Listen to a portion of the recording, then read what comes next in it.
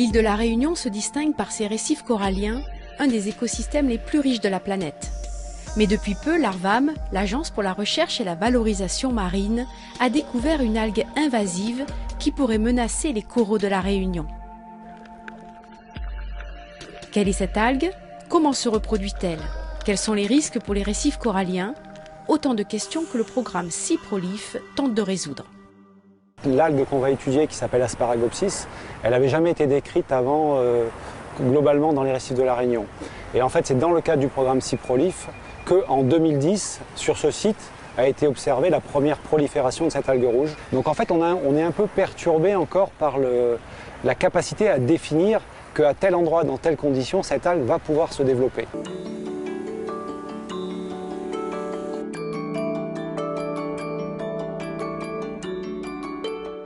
L'étude est menée de 2012 à 2014 par des explorations sous-marines.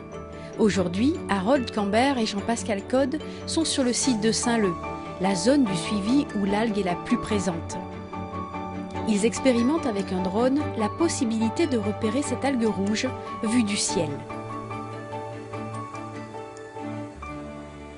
Ouais, c'est bon là. C'est pas mal là. T'es content des images?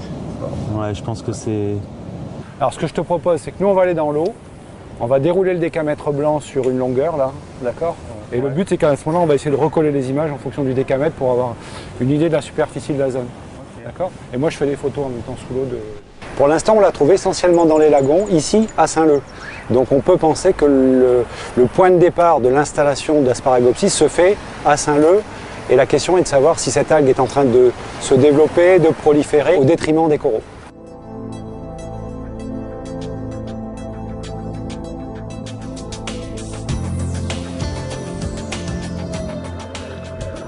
Cette algue rouge est distribuée mondialement mais suspectée de pouvoir proliférer, notamment sous l'influence du réchauffement climatique. En plus, elle n'est pas consommée par les poissons ni par les hommes car elle contient des composés toxiques, ce qui contribue à son expansion. D'où la nécessité de la surveiller pour garantir la bonne santé des récifs coralliens.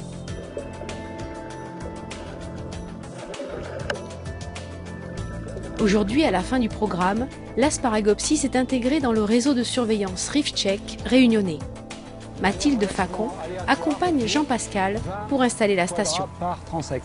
Et sur chaque quadrat, tu vas uniquement avoir à regarder le pourcentage de l'algue, ce qu'on appelle la forme gamétophyte, qui est la grande forme qui se promènera comme ça, et la forme tétrasporophyte, qui sont des tout petits buissons rougeâtres.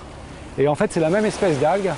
Et donc le but c'est de voir si par 50 cm², combien de pourcentage elle occupe. Ça va nous donner 10 m² d'échantillonnage sur la zone de prolifération de Cyprolif. Voilà. Et ça sera le point numéro 5 comparé aux 4 points qui ont été faits avant. Et ça sera le dernier point du programme Cyprolif.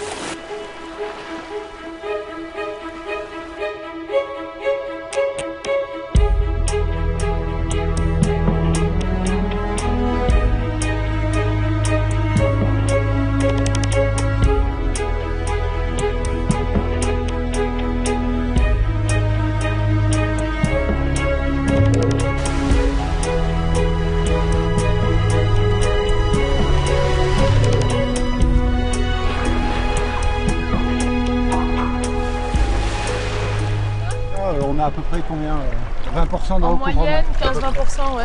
15-20% sur tous les quadrats, donc uniquement la petite forme. La conclusion, c'est qu'elle n'est pas vraiment invasive, elle ne s'est pas développée depuis au fil des années et qu'elle est toujours présente sur ce site en abondance.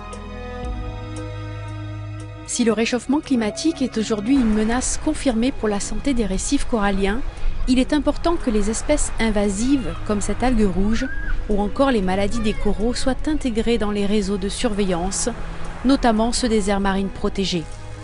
Il en va de l'avenir de ces paradis de biodiversité.